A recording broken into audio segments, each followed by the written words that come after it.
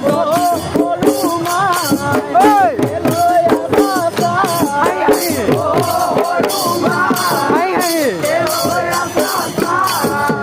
subscribe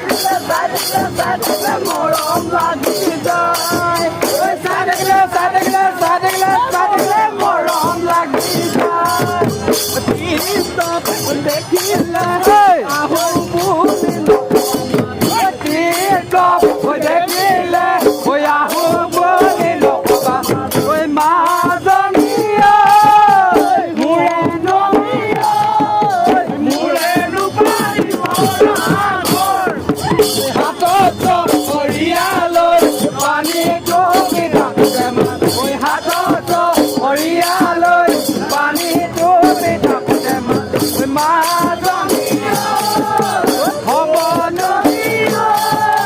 không bỏ